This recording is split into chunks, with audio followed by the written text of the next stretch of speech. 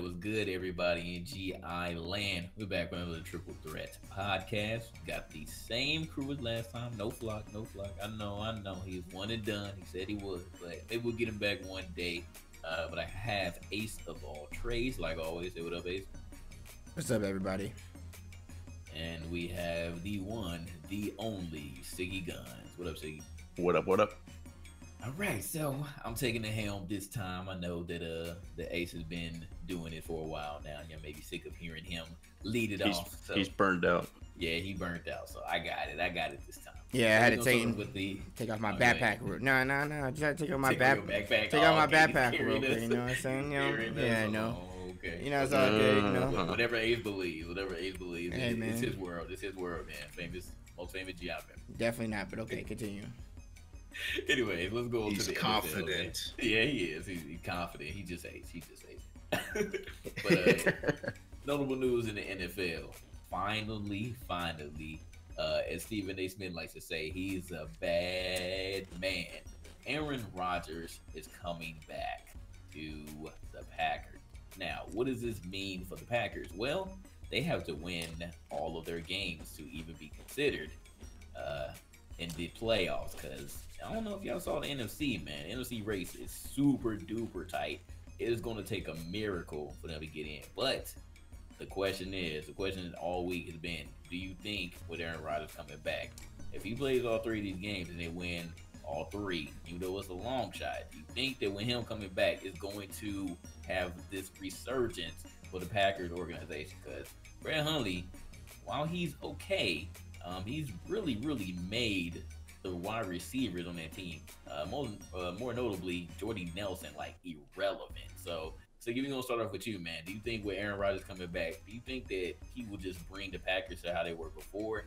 And second, do you think that there's a chance for them to make the playoffs? It's interesting. Too bad they don't play. I mean, all right. So their next three games are important, though. They play Carolina, who's also fighting for the playoff spots. Minnesota, obviously, I think they have the division locked up, but it's going to be very important. And then Detroit at the end is going to be important because right now they have the same record, right? So they have to win out. Period. 10-6. Now you look. If they do that, that means Detroit is not going to be able to get 10-6 because they need to win out to be 10-6, right? So that's how you know they'll be leapfrogging them. Looking at the other team, Carolina, they can still be 11-5 even if they lose that game against Green Bay. So we'll have to keep an eye on them. The Saints, same thing. They don't play them, so they could be 12-4 or 11-5 or even 10-6. We'll see there. Atlanta is in the same kind of position. It's a lot. I mean, the Seahawks. I mean, it's man, they have to win all three, period, just to have a chance. And they're going to have a lot of help, it looks like, because they don't control their own destiny. I mean, it looks like the Seahawks, you know, they have it pretty easy, I would say, the rest of the way because of the division. And, you know, not the Rams, but, like, what are their last few games? Arizona Seattle, and San Francisco. Yeah, let's see. So Seattle has us this week, and then now they actually face the Cowboys and the Cardinals at the very end. Yeah, last game against the Cardinals. See, and Cowboys Cowboys pretty much a done deal, but I don't know. They actually did have a close game with them the first game, but the Cowboys could be either way. Yeah, the Cowboys would be tough. I mean, I think the Cowboys are pretty much done though. But then again, they're also fighting for their playoffs because they're also 7-6, so they need to win out also. Like I said, the NFC is stupid right now. Yeah, it's real stupid. I think Aaron Rodgers has obviously the capability of doing it. I wouldn't doubt him. They still have their offense is still good. Their defense has been suspect. I know Jordy Nelson has been ghost, but then again, you know, Hundley isn't Aaron Rodgers, so that's the reason why. Hundley showed some flashes of somebody that might, you know, be decent in the future, but he's certainly not Aaron Rodgers. If he went out, I don't think it's gonna be enough though. Honestly, I really don't. Yeah, I would have to agree, just because it's not only the NFC North that they have to worry about. You literally have to worry about at least two other divisions, just mainly the NFC South. Let's just put it at that. You have to worry about the NFC South, and who knows how that's going to go. So I think with worrying about three other teams in another division, it's not going to happen. But I have faith, though. I have faith that they probably could win the last three games. Ace, what about you, man? What you think about Aaron Rodgers? You think he gonna win these 3 games, and do you think that there's a chance that the Packers are gonna make the playoffs if they do? I think it's definitely a possibility because one, like I said, you got Carolina in the first. They're coming up, and with Carolina is very wishy-washy. There are moments when Carolina look like the team they did when they went to the Super Bowl, and then and then other times they look like they just don't have any type of communication between the offense and the defense. And then I do think also because you asked earlier with Aaron Rodgers back, do we think that there's going to be some type of resurgence? I mean, I think absolutely, just in the sense of like you got your starter back, but also I mean for the most part, Aaron Rodgers is a great asset to the Packers organization, and his teammates and all of them realize that.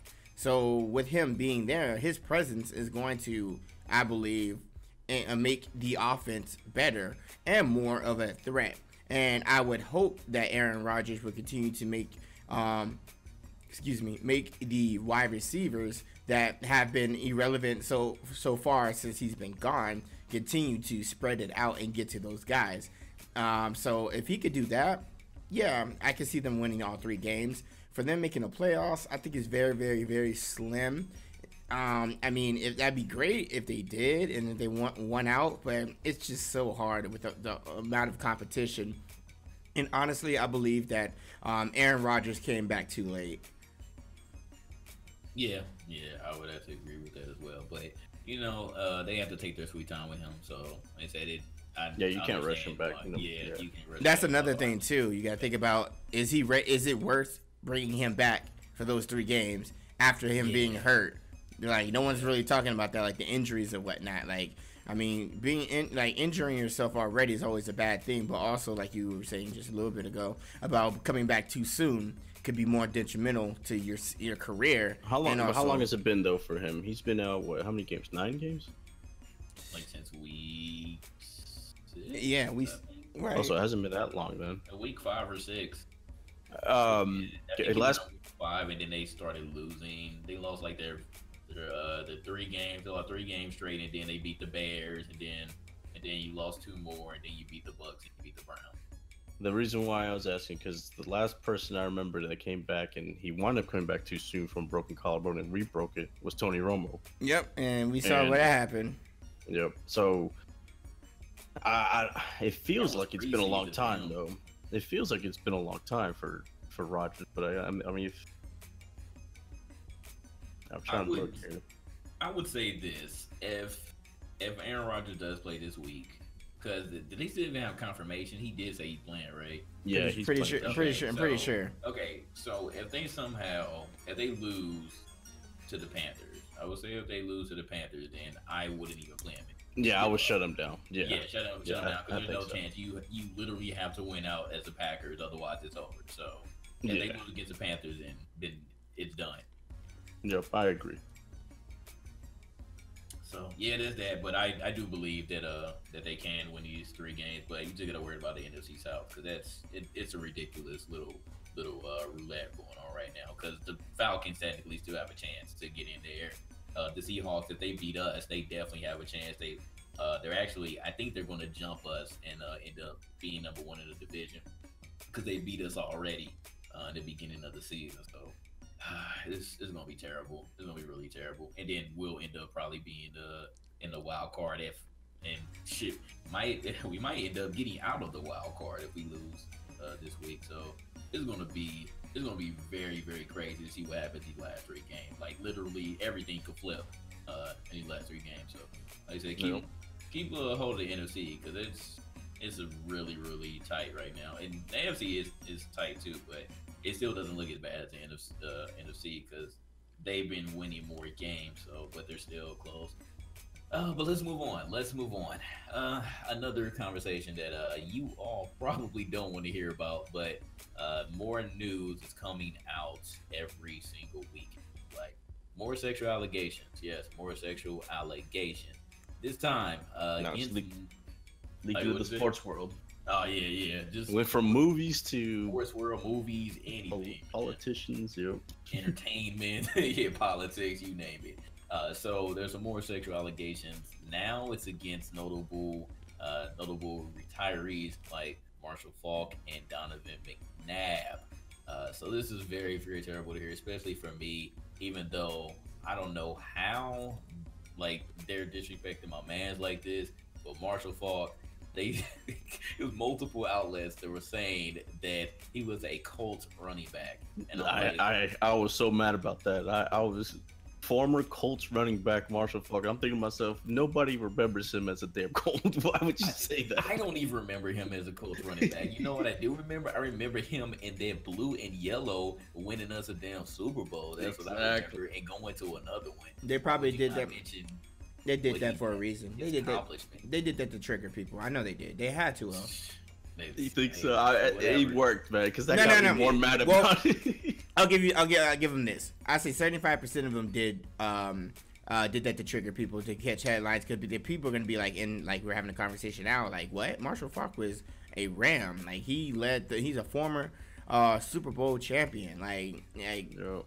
But I mean, look, I know that it's a serious thing. I know that, I was like, but 25% of it was doing it because they didn't do the research. And that's what that was. Nah, they know, because it was a lot of sports people. I mean, because they're the ones covering these teams. They know who he is. You know what I mean? It's not like he was somebody that was traveling on multiple teams, and you just had to pick the best one, or the one that is remembered the most. Everybody knows Marshall Falk was a Ram. In the end. Exactly. So Marshall Falk, he actually he was a commentator for NFL Network, so he got suspended. Two other people got suspended by the NFL Network as well. Heath Evans and Ike Taylor. Yep. So it's a terrible situation right now. So let's see what it says here. It's a lawsuit by a former NFL Network employee, Jamie Cantor. So she sued all of them. Talking about age and sex discrimination, sexual harassment, and hostile work environment. It's a slippery slope. You obviously gotta be respectful for the women coming out, etc. But then you hear stories about what happened with the ESPN girls. You hear about that one? That actually came out today, where she was saying that, what's that news anchor guy's name? I forgot his name already. That he would call her doll face, and that he called her a whole bunch of things, and that he sent a shirtless photo of her. But then ESPN did an investigation and released all the text messages, and they wanted to be consensual. So she was saying stuff like, "Oh, you ready to go out to dinner?" and all this stuff. And then his tweet would reply like, "Yes, I sure am, doll face." And she goes, "Oh, that's so cute," kind of thing. And it's like all the stuff she was saying was bad, all of a sudden didn't look like anything once they released all the text messages. And then she came out and said, "Oh, she slammed ESPN for releasing them," but ESPN's like, "Hey, we did our due diligence, and it was a consensual relationship."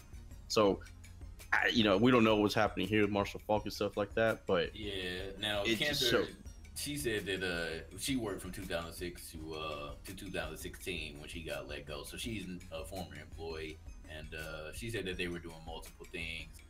Falk fondling her. Another person apparently was sending the video of him touching himself. So it was a good amount of things, but mostly physical, not so much through text messages. Yeah. So you got to take it how it is. I mean, it just what is up with everybody fucking flashing them and fucking masturbating in front of them? What is going on with this? I don't understand. I don't know. It's crazy. It really makes it bad, man, in the workplace now. Like, you really have to be on your P's and Q's. You can't say anything. All these girls talking about having work husbands. You can't even play like that anymore. You cannot be flirtatious. Even. Oh yeah, apparently, but you saw that thing I said earlier. You can't even approach a woman these days. It's terrible, man. So, like I said, just watch out. I would really, really just make sure that you know everything that's going on, because you could at any point in time you could be offending any woman who you may work with, and end up having something come bite you in the butt years later that you even forgot about. You're like, damn, like that really happened. Oh my god. So it's been really, really bad. I just hate that, some people we look up to, and we know that they're great either quarterbacks, running backs, athletes, period, or even like in the movie industry, good actors or directors, whatever you name it.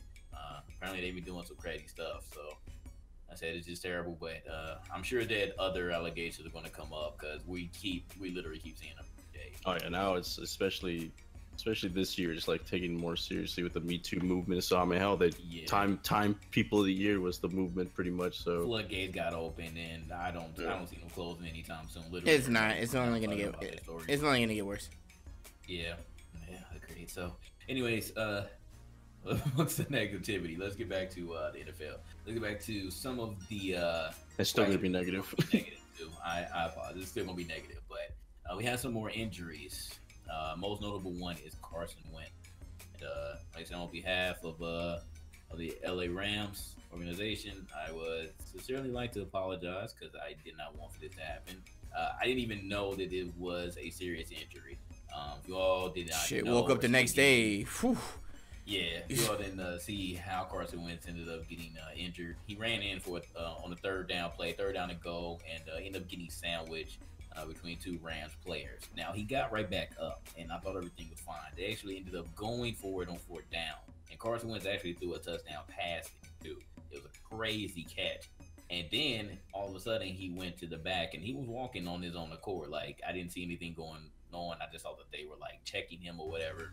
And then we turned around. He did not come back into the game, and the next day we found out that he had an ACL injury. He done the season.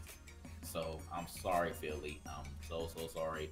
You all are going to have to rely on Nick Foles again. Or maybe you get Tebow back. Apparently, he's still technically on the team. So, you want Tebow? Huh? I don't know. I don't know, man. So like I said, Philly fans, it's just a really tough break on you all. Like, you all just can't get any breaks at all, whether it's football or basketball. So, like, hopefully. Or baseball. Yeah, baseball, too. Because, I don't know, man. I don't know. City of Brotherly Love just very, very unlucky. Also, some other notable injuries. Jordan Reed, he barely even played any games. I had him in my fantasy, and they finally put him on IR. He's done for the season. And Adrian Peterson is also done for the season. So, I mean, I don't even have to ask the question, but Carson Wentz is obviously the most notable one out of the three, but they're all just terrible. It just really sucks that it's happening at the end of the season. Especially for the Eagles, not so much for the Redskins because I think that they're out, and Cardinals they're still technically in it. But AP, he did have a good couple of games, but then he ended up getting shut down anyway. Yeah, man, it may be done for him. Yeah, you didn't really hear anything about him, so I don't know what's going to happen to him next season. But like I said, you just wanted to talk about those three injuries really quick. Moving on, NFL scored. It was another crazy week on the NFL. We're going to start off with New England versus Miami. Now, we all know the Patriots are such a dominant team. They've been dominant for a good 50 years. Isn't it funny how one loss, though, everybody panics, and now they're talking about Brady's age and that they should have kept Garoppolo. but look at this, though. Look at this. For some reason, the Patriots, I know that they generally dominate every team in their division, every single, but they always for some reason, they have problems against Miami at home in December. Yeah, a lot of people say, "Oh, maybe it's the heat," but the funny thing was, it was actually kind of cold down in Miami. It was actually kind of colder down in Miami, so you can't really use that as an excuse. But anyways, they still lost against Miami. Now it was a close game. But they still lost. It's the division thing. I mean, I'm telling you, no matter who you are, those division games are very, very tough. Sometimes, you can get away with it. Usually the Patriots are always on the end where it doesn't seem like it's close. But they're always, you look at all those division games, they always seem to be very close. It's always a toss-up, it seems. Right. Especially ones that are rivalry. Pretty much everybody in the AFC East is a rival to New England just because of how dominant they've been. So Buffalo usually shows up, the Jets usually show up, and the Dolphins obviously show up when they play them, especially at their place. Right. I think it was just more shocking because it was Cutler that you know what I mean? That's what makes it worse. It's like, okay, all the times in the past that they lost, it wasn't Cutler though. It's funny though, because now I'm seeing the movement going on. They're trying to send Jay Cutler to the Pro Bowl this year. Oh man. They're serious about it too. I'm just looking at this movement. I'm like, are y'all like this has to be a troll, right? But no, they're dead ass serious. They want to try to send him to the Pro Bowl. So I don't know. I don't know what's going to happen with that. But the Patriots did not have Gronk. He's serving his 1-game suspension. Yep. So maybe that was a major factor. They did get Chris Hogan back though, but Chris Hogan didn't do much. And Brandon Cooks got shut down that game. So like I said, they weren't really relying on much. Rex Burkhead, he did all right. Amendola had some crazy catches. But they were kind of getting into Tom Brady. He had to lay down a good number of times in this game. So, like I said, just Tom Brady in Miami is just something about it, man. So, like I said, these division games ended up Miami ended up coming out with the win. It wasn't such of a sure bet. So, like I said, if you've been on Patriots, man, you should have been studying because you probably lost some money. You probably lost a lot of money. Yeah, you thought that was a surefire game. So that didn't happen. Next game, again, this hurt my heart, but I knew it was going to be a tough game. It was going to be a tough game. Rams versus the Eagles. This was a very, very important game, mainly for us, not so much for the Eagles because they already have the division on lock, but we're still fighting to keep that #1 spot. Again, really, really close game. We ended up having some really, really bad plays called against us, mainly pass interference. And like I said, we generally do not get beat by other teams. We generally beat ourselves. So we had some really, really bad pass interference plays. And also one play with Joyner, he ended up getting a taunting penalty afterwards. And that's how they ended up scoring again on a very, very critical play. So we just ended up beating ourselves again. Eagles ended up winning, but the score would have been a lot closer. Man, I was so mad about it. Because of that fumble at the end. Play, bro. That lateral play, I hate that they did that. I just wish they would have let Goff air it out. I would have rather it just be a 50-50 toss-up play than trying to run some stupid lateral play. And then they ended up, they fumbled the ball. Well, especially, I mean, that's a bit bad coaching because they're only down 2, right? So if you throw it deep for a Hail Mary and it happened to be a penalty on the other side, you have a chance for a field goal at the end. So it was very important just to do that, and they didn't do it.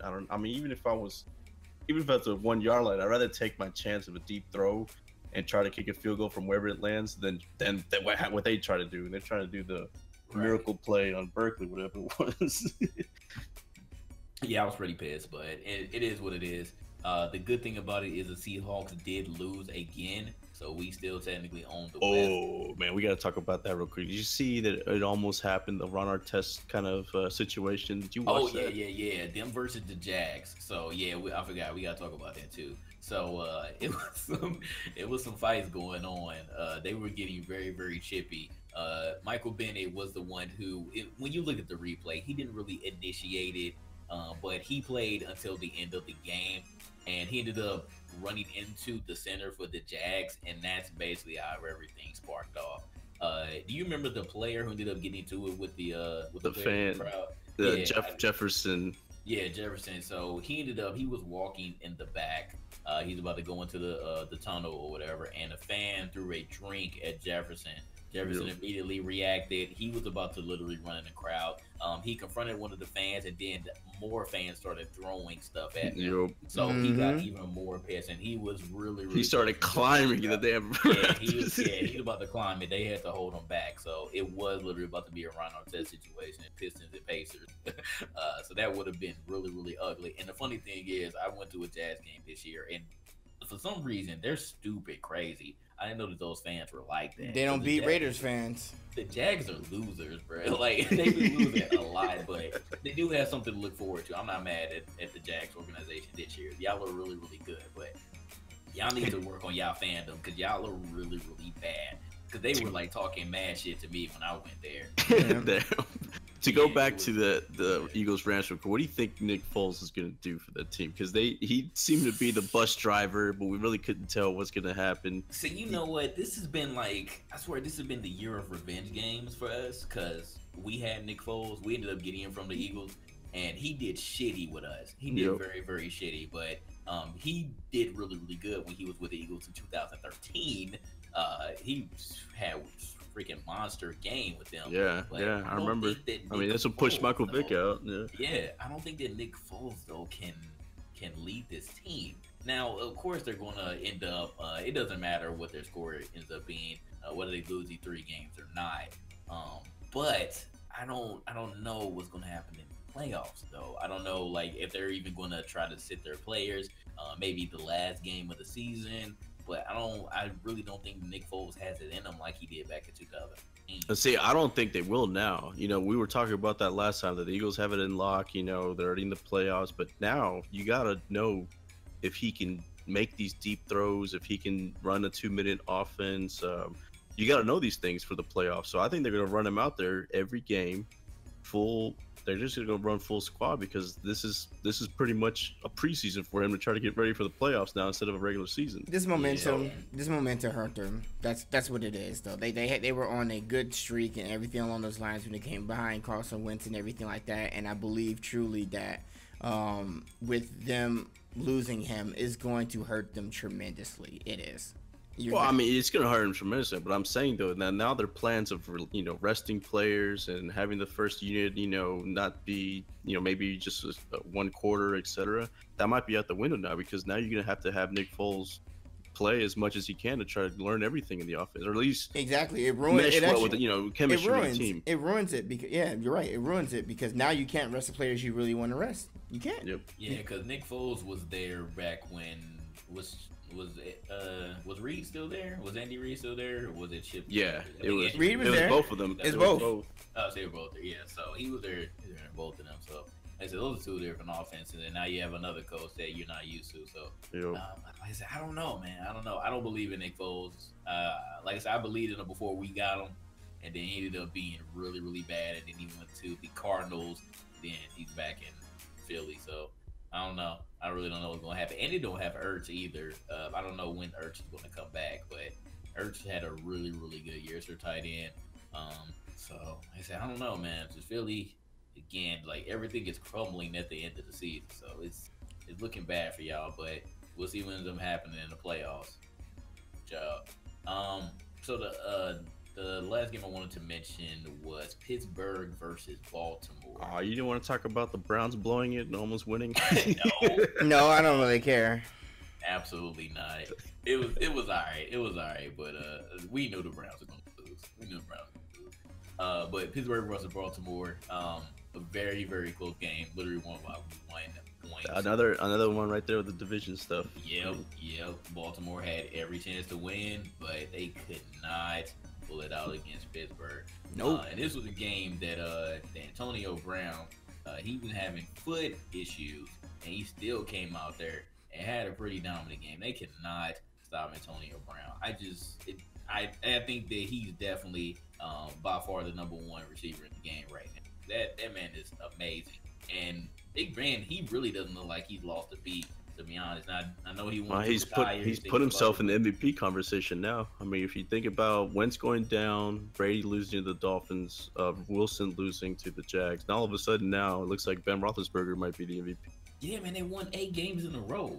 And he's won everything from behind. Like, he comes back and wins these games. Because even the week before, he was down, right? Against the Bengals. And yeah, he still came back, man. Another division game. Yep. So, yeah, Big Ben, he does know how to make these comebacks, man. And Le'Veon Bell, he hasn't been a slouch this year, so he's hasn't skipped a beat. And, I mean, I think they just got Juju Schuster back, too. So, they have a lot of weapons, man. Pittsburgh definitely has a lot of weapons. I hate Pittsburgh. I hate Pittsburgh almost as much as I hate the Patriots, just because they always find a way to win, and I would have never expected them to be win 8 games in a row after losing, man. But this game coming up, Pittsburgh Patriots, that's gonna be the game that determines a lot of stuff. One, who's gonna be home field advantage, the number 1 seed. Who's going to win the MVP? I think in the end, right there, that's going to be the game that determines it. Nobody is mentioning Big Ben though. They've been mentioning Russell Wilson. I understand why Russell Wilson, because obviously he's like 96% of the whole team, pretty much. He runs, he throws, he's doing everything for that offense. But I mean, he's losing too much. It's kind of like in the NFL, you have to pick the team that has like the record and then pick the MVP from that team, because it's a lot different. Like in basketball, you can see who the best player is, etc. In football, the best player has to be part of the best team. The way I look at it for MVP, it's different in other sports, but I just don't see Russell Wilson being that, knowing that these other teams are ahead. I mean, even though Wentz lost to him, I think that's when everybody really started talking about Russell Wilson. Whenever the Seahawks beat the Eagles, Yeah.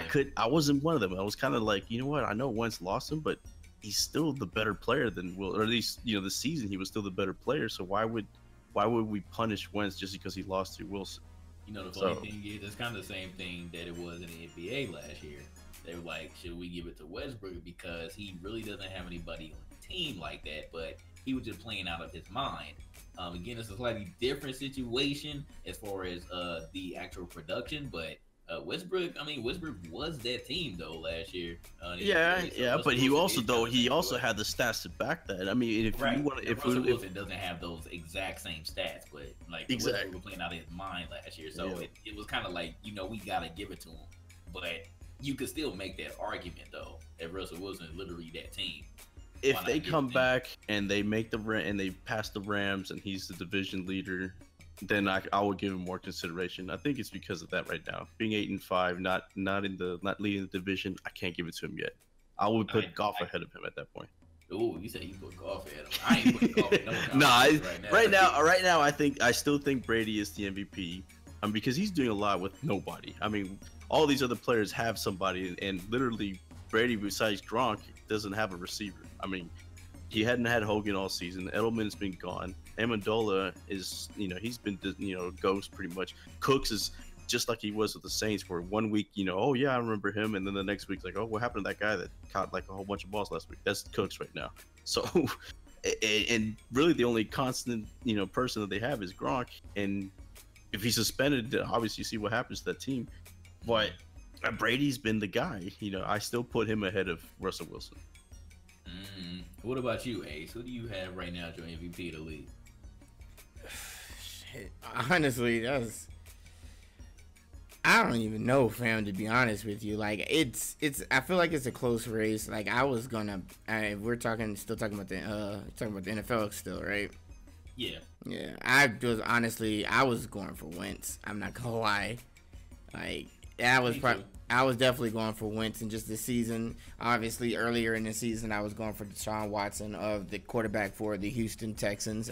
They plummeted after his injury, and it's just really, really hard. I can't say Tom Brady. I just can't, because it's not just over there with them. It's not just him making them just look amazing. It's an entire team effort. I think if the Steelers beat the Patriots this week, then it's going to be Ben or Antonio Brown would probably be in the lead at that point. Yeah, I can agree to that. Yeah, I would say before Wentz went out, I would say that he's number one. Oh, actually, by far. Yeah, now that he is that, I would say Brady and then Antonio Brown. I still won't put Russell Wilson as a number two. I'll put him at like a 3 or 4. If he does pass the Rams and he wins the division, and let's say they're 11-5, then is he up there? Yeah, because I honestly don't think that anybody else would have helped him get to that point. It still would have been all on him. Yeah, I mean, he does have Doc Baldwin, and he does have. He does have ball. Like on the offense, besides the running game, they're still straight. Like he has Lockett, he still has Baldwin, he has Richardson. Like you said, on that team, literally anybody can catch the ball because you're doing scramble drills. You still so it's literally like it's ridiculous. I freaking hate their offense. I would rather them have a running game to do scramble drill crap, but it always works. They literally plan for it, even though they say that they don't. They plan for it, so it's whatever. Russell Wilson is still really good, but fuck the Seahawks though. Fuck the Seahawks. Before we leave the NFL, you want to talk about your Chargers a little bit, Ace? Nope. A good win against Washington. I won't talk about my Chargers until the end of we see where they go with the playoffs. We have a chance, but there's nothing to talk about, fam. I've been going through this with the Chargers for the longest time. What you think? Just because they went to a different city, they gonna stop? No, they either start really good and end really shitty, or they start shitty, end good, and then get blown out in the playoffs or the wild card. I don't know why you're not talking about your Chargers, because they actually have a pretty good They have them. They have them. No. They have the Chiefs next, which obviously is the big game for them, right? No, it's not. It would have been a big game for them if they. I mean, it's still a big game for them, but I won't say it's a difficult game for them because the Chiefs have fell off tremendously. But that's what I'm saying. If they win against the Chiefs, they're pretty much at the division lock at that point. Because then they knock them out because y'all have the same record right now. They have the Jets after that, which that's an easy win, especially now that the Jets have no quarterback. And then the last game. Oh yeah, Josh McCown out too. Damn. Yep. Yeah, that was another injury. And then they have the Raiders, and at home, you know, they're gonna be at home the Chargers. So I actually think that out of all the AFC West teams, the Chargers have the best chance of winning out and winning that division. I mean, like I said before, I've seen it before. I probably was seeing it again. It's a roller coaster being a Chargers fan, and I'm just gonna let the season play out before I say anything else further from there. That's it's too stressful. We'll see you in the playoffs, and then right. We'll see what the real team of LA is. Get bounced out too. Facts. I think Rivers is on a mission. I think they're gonna win out. I really do. I hope they do. At least for Chiefs. The Chiefs are bad. I mean, they just lost to the Jets. I mean, the Chiefs they're done. I mean, what are they like 1-5 like the last 6 games? I mean, they're horrible right now. Yeah, let's see. Lost to the Giants, lost to the Bills, lost to the Jets, lost to the Cowboys. Yeah, so they lost 4 in a row before beating the Raiders. And even that was a horrible game. They lost to the Steelers and lost to the Raiders the first time. Well, yeah. Started off good, got 5 wins in a row, then lost. and those were bad losses. I mean, they lost Cowboys, so they have no Elliott, and that was when they lost to the Giants, which there's no excuse to lose to the Giants. That shit was funny. The Jets, they lost to the Jets, and that was with them, actually scoring 31 points, and they still lost to the Jets. I mean, that's no excuse there either. So besides the first game where they ended up whooping the Patriots, they lost to the entire AFC East. Yep, pretty much. That's horrible. Except they got the Dolphins coming up, so we'll see what happens after the Chargers. They got the Dolphins. So, no, Jay Cutler gonna show up on that one. Yeah, Jay Cutler gonna kill him. So, like I said, man, NFL is so good right now. It just sucks that in the beginning we were talking about processing and all the Kaepernick stuff, but just watching the actual game. So, like, this NFL season has been pretty lit. Yeah, pretty much every team has had, ups and downs and some good stuff. The only teams that's probably mostly bad has been the Browns. I feel bad for them the most. Browns, the 49ers. But the 49ers, the 49ers have to be happy right now because it looks like Garoppolo is the truth. They won 2 in a row in his 2 starts, and now the team doesn't seem like a joke anymore. Yeah, not so really, much. Really, the Giants and Browns fans are really the only ones Colts. that are not smiling. Can't forget about the Colts. Yeah, Colts have been horrible too. Yeah. So, anyways, enough about the NFL. Let's move over to the NBA. I guess we're going to talk about first. We cannot start off NBA conversation without talking about the Ball family. So, you have LiAngelo and LaMelo Ball. So, just a little quick backstory in case you didn't know. LeVar Ball ended up pulling LiAngelo out of UCLA because it was pretty much a done deal. He wasn't going to play this year, and you can't be messing with the narrative. You cannot control LeVar's sons. So he ended up pulling him out, and then earlier he ended up pulling LaMelo out of high school, and all of a sudden we turn around and LiAngelo and LaMelo end up signing with the Lithuania Vitatas team. So everybody was like, who? What? Why Lithuania? Out of all of the countries that you could have went to, well, China, pretty much done deal. That would have been the biggest market, but after what LiAngelo did, yeah, that wasn't gonna happen. Yeah, you pretty much burned the bridges with them. So LeVar ended up finding somewhere that they would end up signing his boys and have them play almost immediately. They're going to be playing in January. So it's going to be very interesting. They even went on a Breakfast Club and talked about it or whatever. It's very, very interesting though. But as we all know, LeVar loves controlling the situation. So with this one, he can more control it besides the obviously language barrier of being in a foreign place. Ash, we're going to start off with you. How do you feel about this move that LeVar made for his son? I mean, I was actually pretty shocked. But And I mean, they balled out in Lithuania. I mean, they'll get the exposure, they'll get the experience, they'll make some money and everything along those lines over there, and they'll prep them for potentially going over to the NBA. I mean, it's strategically, it's genius as long as they have an end goal, which they clearly do.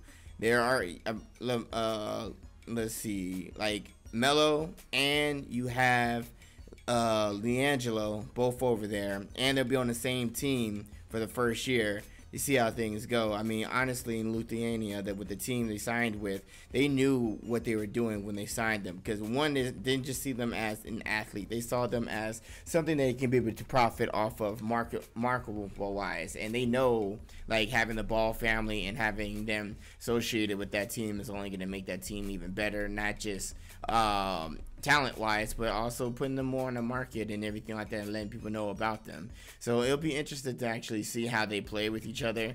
Honestly, I still think the youngest brother, even though he definitely has, and he definitely has like huge potential. He has a lot. He's still growing a lot. I always said that the middle brother had the biggest. He has a pretty big frame. Like I said, he has a body more for a football player. But, if you watch the Breakfast Club interview, which he was on and with his brother and his father while they were in New York, he stated that he just played football for fun. But basketball is their passion. If that's what they really love to do and everything, I can't knock them for it. Okay. 10,000 people, man. 10,000 people in that town. You think it's gonna be really marketable, though? No. When I can say marketable, the fact is, like, people are gonna know who they are more because the Ball family is. Anywhere the Ball family go, they will be marketable, fam. At the end of the day, and yes, who's gonna be paying for commercials to see Lithuanian ball, though? If you're saying it's marketable, I'm just saying it's gonna benefit.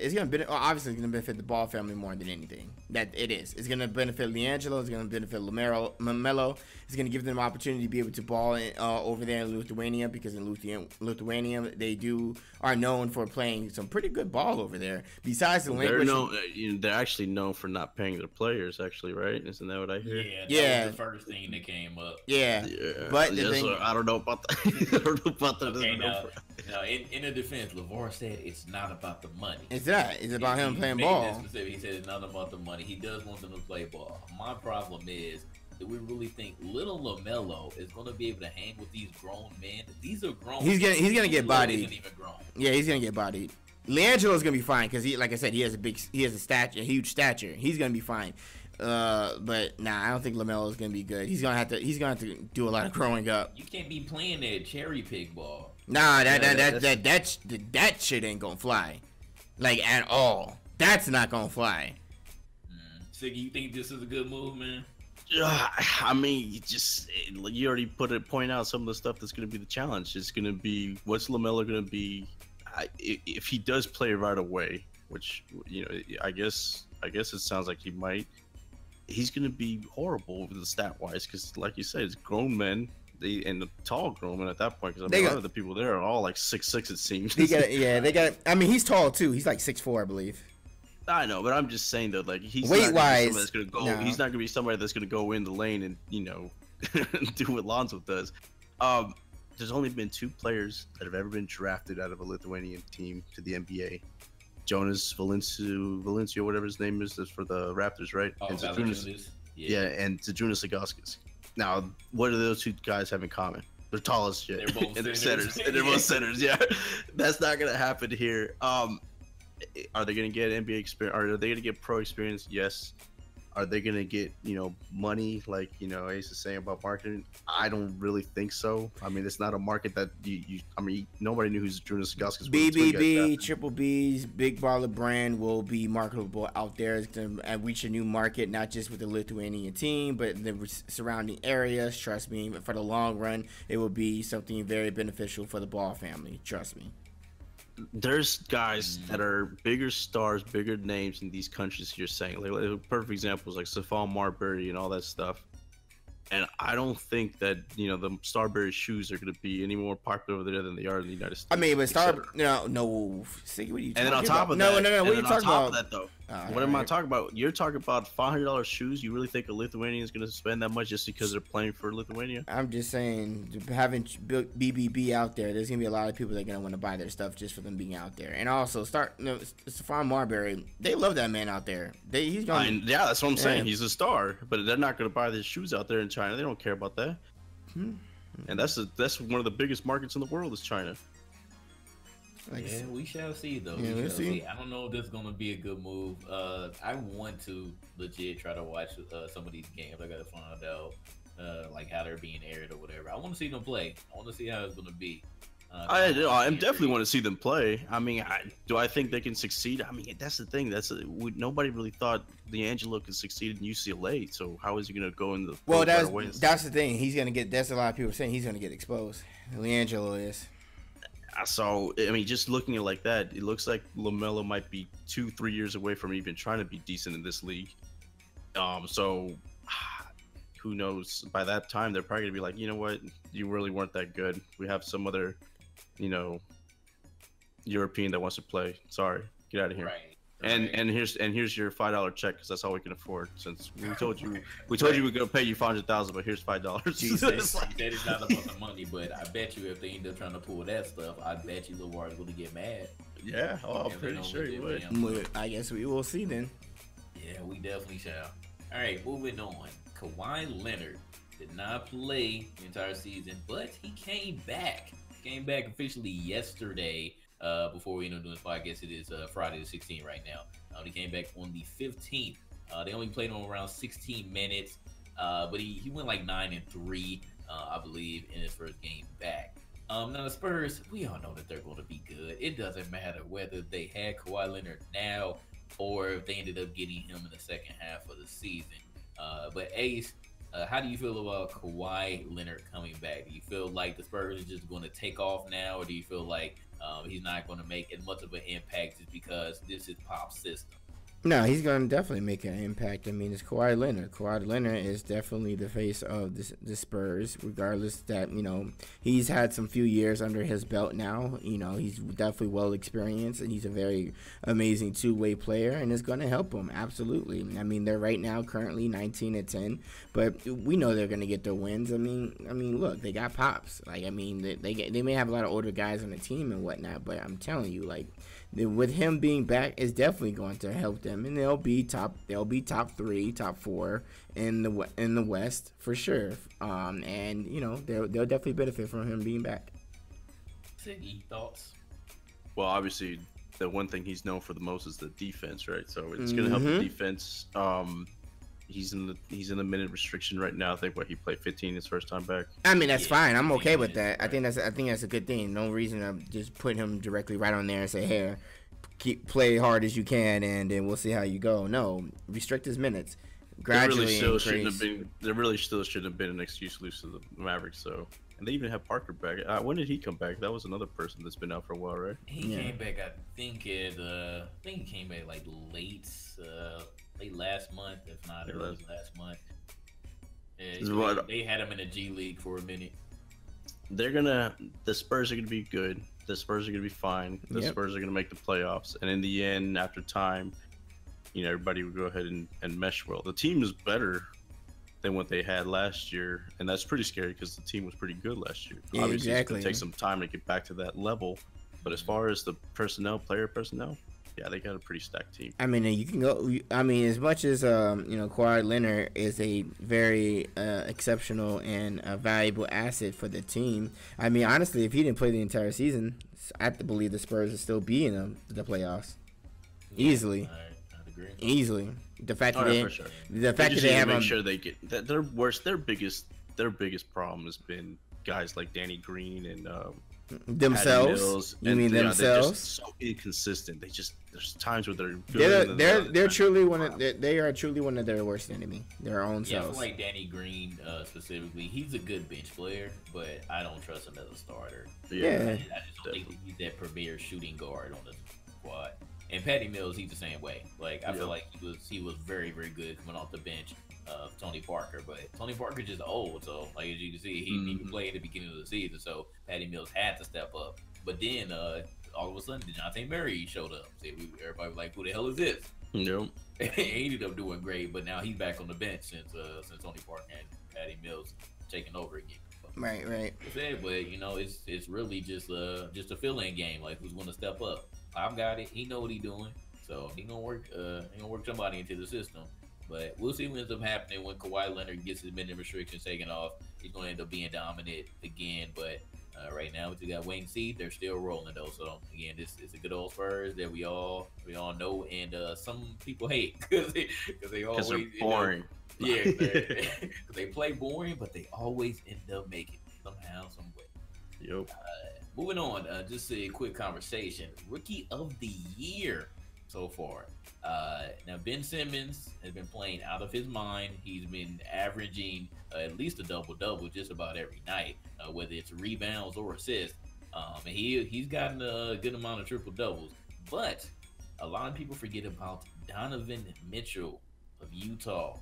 Donovan Mitchell has also he ended up getting a starting job. He ended up taking the starting shooting guard position from Rodney Hood. Yep. And he's also been playing out of his mind. He got like a 41-point game the other day, and he's been really, really good. A lot of people, again, they were saying, well, you know, it's going to be either Lonzo or Dennis Smith Jr. or Ben Simmons. But again, you got to put Donovan Mitchell in that conversation now. So we're going to start off with you. Who do you think is your rookie of the year so far? Who you got? I think this is going to come down to whichever one makes the playoffs, and they're going to give him the edge. But right now, I have to say it's Ben Simmons. I think because he's more of the guy. I know they haven't beat also, but he's the engine right now. Mitchell has, well, now he's gonna have to play out of his mind again because he just lost Gobert. They had more, you know, they have more of a complete team aside from, you know, the Sixers with just, you know, Embiid and him.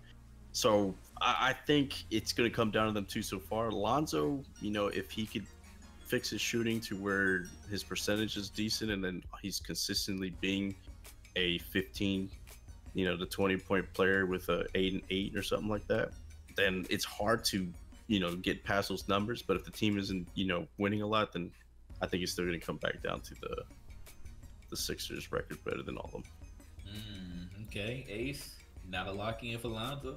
I mean, of course not. Have you seen this nigga shoot? This shit is horrible. Like, it's just no way. Like Siggy said, if Lonzo had his shot down, oh, absolutely, he would definitely be.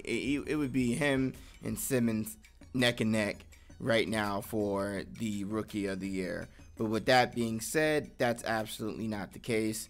I would have Ben Simmons, Donovan Mitchell, Dennis Smith Jr., and Kyle Kuzma over Lonzo Ball right now.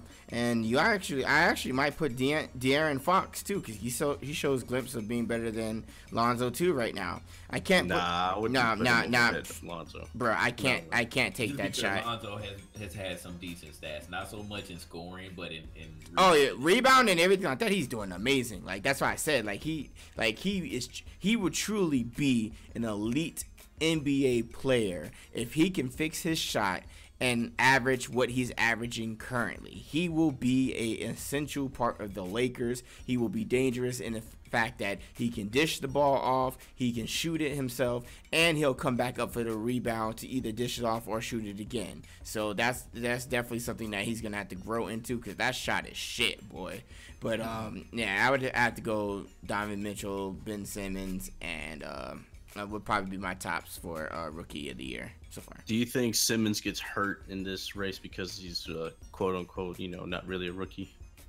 I mean, he is in Philly. Has this happened before like that, where someone was basically, you know, taken out and then they came back and they ended up winning it?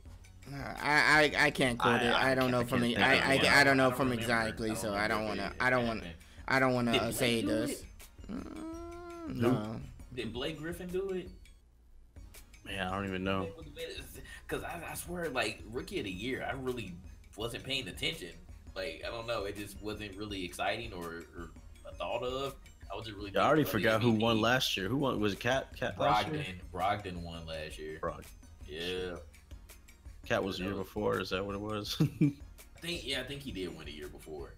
Yeah, because he'd been in it for at least 3 years now. Yeah, he won the rookie last year. Yeah, Brogdon ended up winning last year, and he came out of nowhere. How did Brogdon? You know what? Actually, no, that wasn't.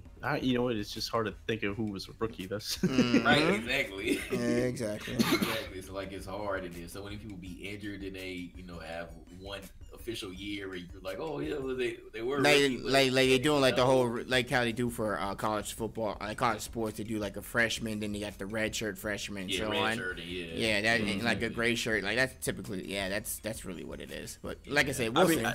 I think, like I said, I think it's gonna be in the end whoever, like if the team, like because the Jazz and the Sixers are both like what, one game out of the playoffs right now. Mm-hmm.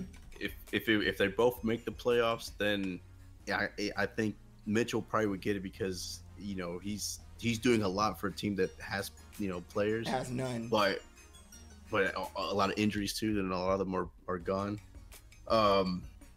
Simmons, I think his biggest problem right now in winning it is the fact that he, like we're talking about the Spurs, there's times where he beats himself. I don't know there's times where he's inconsistent, but he's a really good player. I do think that might hurt him though, the second year rookie kind of thing. I think a lot of people are going to look at that and be like, well, Mitchell's doing this right now and he wasn't hurt. And I know it's not Simmons' fault that he was hurt, but I think that could hurt him in the end as far as voting. I feel that. Now due to fantasy bias, I just want to say Mitchell, but I know that Ben Simmons has obviously been putting up way better stat line. I just really hope, and again, this is in Philly, so it's already been happening. I just hope that Ben Simmons did not suffer any other major injuries. He has been out a little bit this season already, and Joel Embiid, they still not playing him on back-to-backs.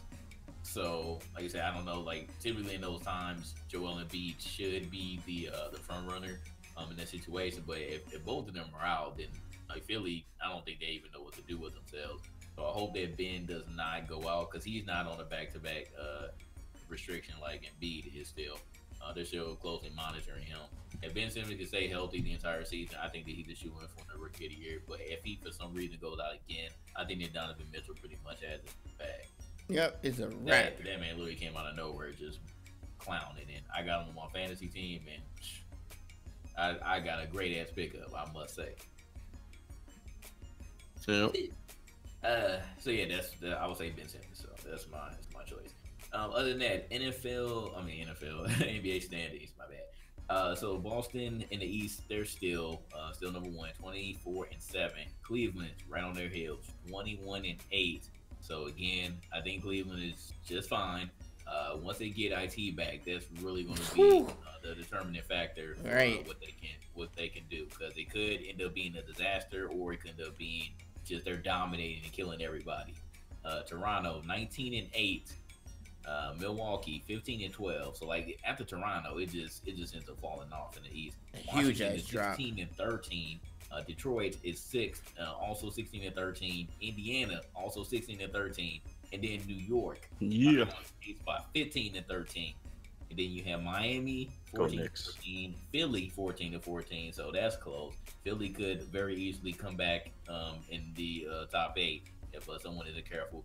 Brooklyn 11-17, Orlando 11-19. Orlando fell off a lot, and they're suffering injuries again as well. So Gordon being hurt. Was bad for them. Fournier is out again, so they're suffering injuries. Charlotte is 10-18. Let's talk about those Bulls all of a sudden winning though. Yeah, Chicago's winning games. They're 8-20 now, and guess who's on their heels now? Guess who finally wants to somewhat win games too? Atlanta is 6-23. They've won 3 more games since the last time that we talked. So that's well, the Bulls won like 6 more games since the last time. Yeah, they did. They do have Mirotic back, so yeah.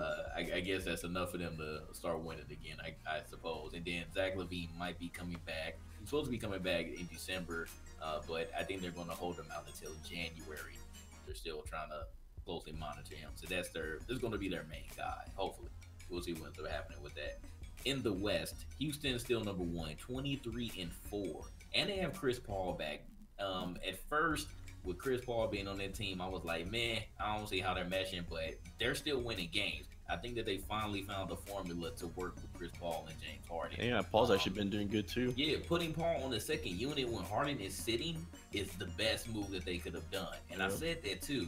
And they ended up going and implementing that. And Chris Paul is doing great in that second unit.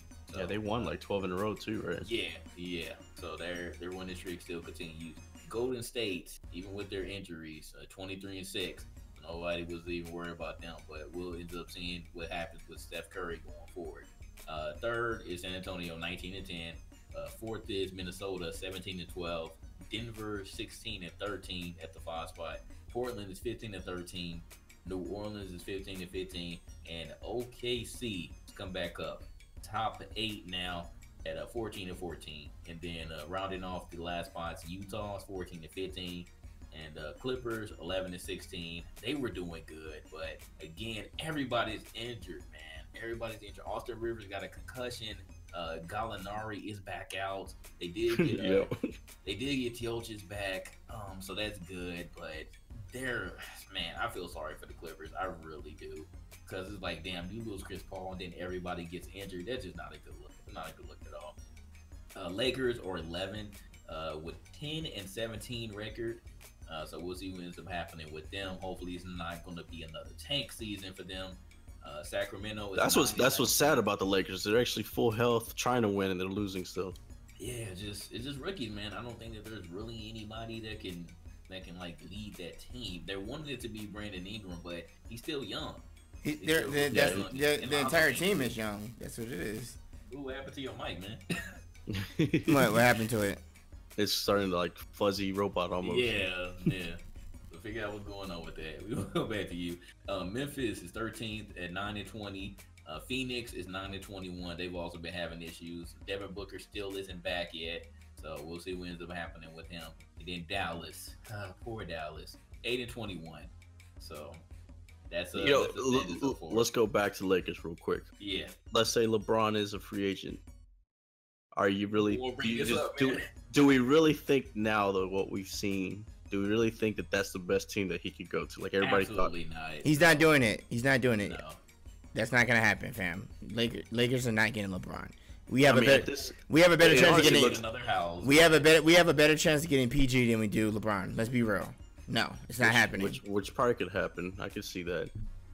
If you're picking a team with young talent, what teams look the best? If you're LeBron James right now, 76ers.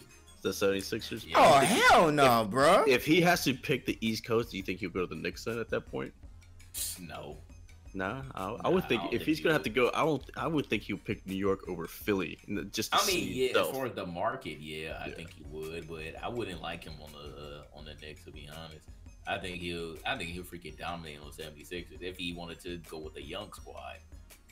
Well, the Knicks are young also. I mean, bro, he's not gonna be a Knick. He's not gonna be a Knick. I didn't think that he would ever go to the Knicks. But looking at what's happened to the Lakers, as far as young talent go, I'm looking at young teams like the Sixers, the Magic, the Knicks. All of a sudden, those look better than the Lakers. Doesn't Cantor hate him though? Yeah, him and Cantor are fighting all the time. So I don't know how that'll work, man. I don't know how that'll work with Cantor being on there. But honestly, as far as the East, man, I like the 76ers as far as it landing on. But who knows, man? I really don't know when it comes to LeBron. He does whatever he wants to do. So hopefully it doesn't end up being another hour special if he does decide to leave once again. Oh God, not again. Because they gonna hate him once again if he does that and before he decides to tell us where he wants to go. I don't know.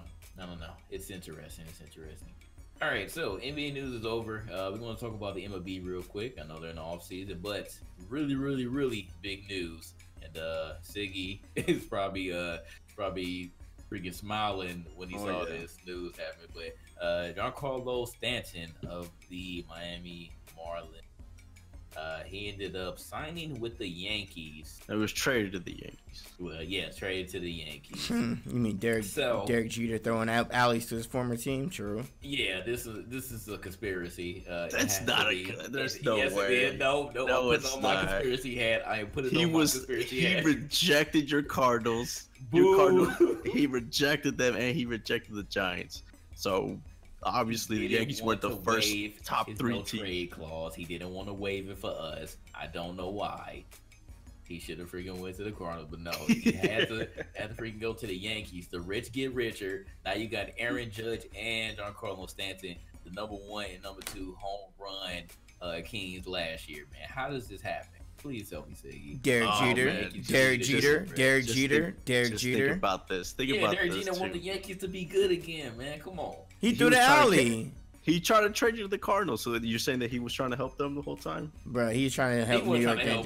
He was, no, bro. He smiled inside when he realized that he was going to the Yankees. Bro, come on, fam. Come on, fam. He did not. He threw the alley. He threw the alley. Why would he want? Whenever the Cardinals and the Giants were willing to actually give up pieces for Stanton, you really think in the end he really wanted to go to New York so they could say, haha, hey Jeter, I'm gonna give you jack shit. You're gonna give it to us for free. All I'm saying is Derek Jeter is only a year removed from being on the Yankees. Or actually, no, 2 or 3 years removed. So I'm just letting you know, Siggy. Your boy threw an alley. He threw an alley. He threw an alley to New York. He threw an alley to the Yankees organization. He threw an alley to the owners. Come on, fam. Somebody put money in that man's pocket. That's all I'm gonna say. He threw an alley. I agree.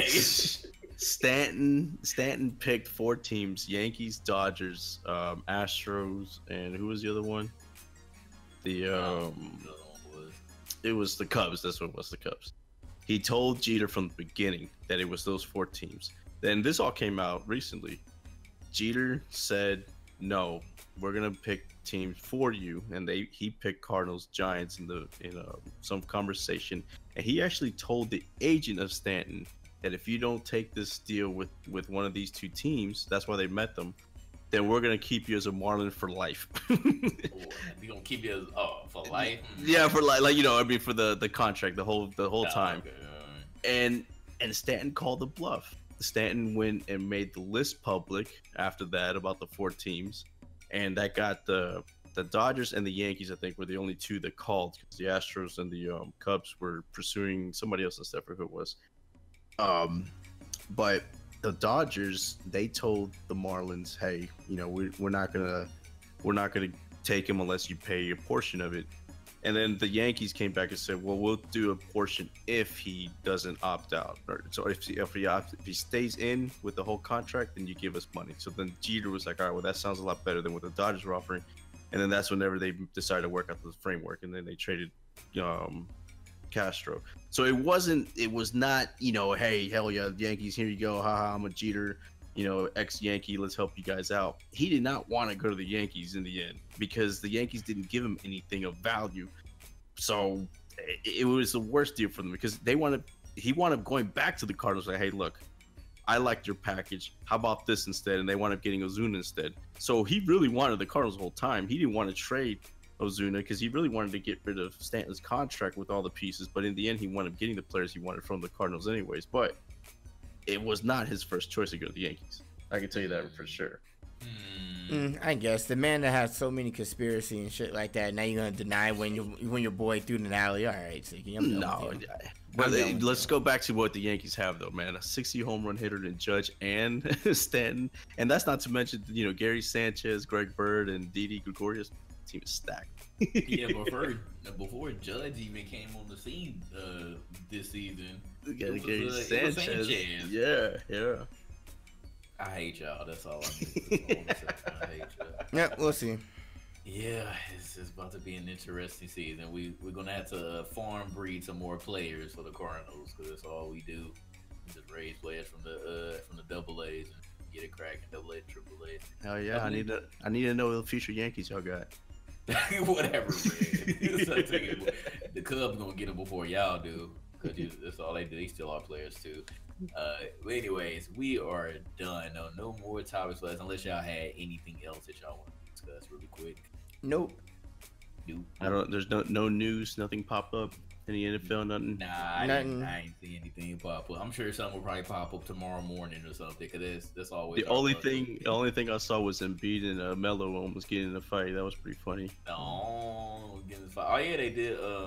Yeah, they went to triple overtime tonight. So Man, I wish I would have watched that game because I was like, damn, they're going to triple overtime. I just wanted it to end so the person I was facing wouldn't get any more points because he got like freaking three 76ers on his team now. oh, he's loving life now, huh? Yeah, he ended up picking up Trevor Booker, so I'm like, nah, it's going to be the downfall for him. But he got Embiid and he got JJ ready, so it's what it is. But anyways, Ace, any final thoughts from you, sir? Nope. Shout out to everybody, man. Appreciate y'all for coming through it as always. Make sure you guys comment down in the comment section below. You guys know what to do. Yes, sir. If you would like to be in a conversation with us, I know that we are very, very random, but we're going to try to get it right. We're going to try to get it right with the times so that you all can join. But again, if you would like to be on the Triple Threat Podcast, please consider subscribing to the Patreon. Again, you can be on videos like this that we do weekly. You could be on any discussion that we have, like the top 5 that's coming up.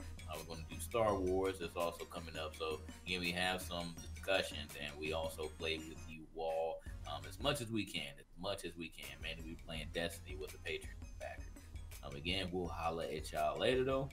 Peace. Peace.